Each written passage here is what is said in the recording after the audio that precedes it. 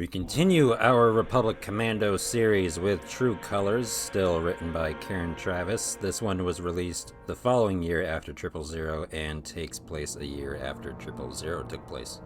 True Colors improves a lot of issues I had with the previous book. One of the big ones we have is, unlike 000, the characters in this book are all in different storylines in different areas of the galaxy. One of the big issues I had with 000 was everybody being in the same location doing the same things, so it made a lot of characters feel useless. So now everybody has their own task. With True Colors, everybody is in separate groups, but each of these groups are still connected to the other in some way. First off, we have Atane, who is on a mission on Kalara. She's there to help wrap up the Republic's presence on the planet and escort some of the people that have come there as colonizers in part of the agreement that the Commandos helped set up with the native species in the first novel, Hard Contact. Atane is written a lot better in this book. We get to see more of her as a general. She still is a bit whiny at points, but it's at least more warranted than it was in 000.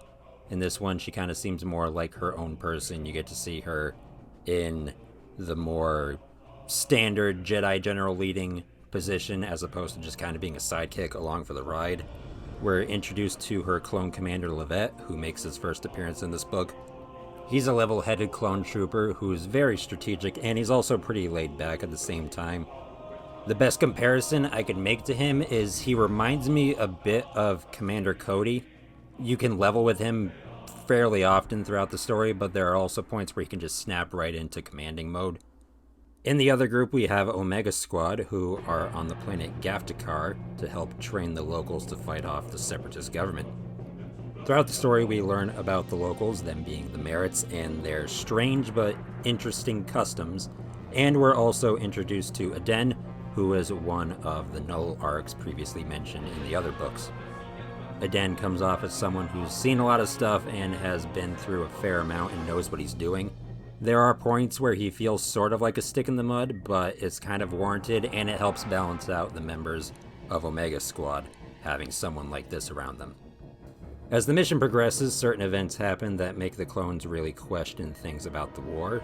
Topics like their cause, their purpose, what morals they really have, and what their possible future could be after the conflict is over. And there are two more factions in this story who kind of share a plot line in some way. Kosei, one of the Kaminoans that you see for a very brief moment in Attack of the Clones, has defected from the Republic and went and joined the Separatists, and then defected from them, and now she's off to go continue her research on her own. Scarada, Muriel, and Ordo, and eventually Vo, are on a mission to hunt her down so she can negate the accelerated aging that the clones have, so Scarada can give them normal lives once the war is over. On the flip side, Delta Squad and Barden are assigned to hunt her down because the Republic doesn't want anyone getting their hands on the knowledge she possesses. The big tip-off, though, is Scarada's crew knows about Delta's mission because Barden is on their side, but Delta Squad isn't aware that Scarada and crew are out there doing what they're doing. So it creates a cool sort of scavenger hunt-like race between the two teams. You get to see them both track her down, find clues, arrive at planets slightly before the other team, kind of taking turns being quicker to the jump, and it sort of has you rooting for both teams as you progress. For Team Scarada, of course, everybody gets more attention than they did in the previous book, especially Muriel, since he was kind of just hammered in near the end of 000. But the main eyes and ears for a good chunk of their storyline is actually Ordo. Ordo had some moments in 000 where we got to see a little bit more of him, aside from just the very fuddy-duddy, kind of by-the-books type of guy that he was in the earlier scenes of the book.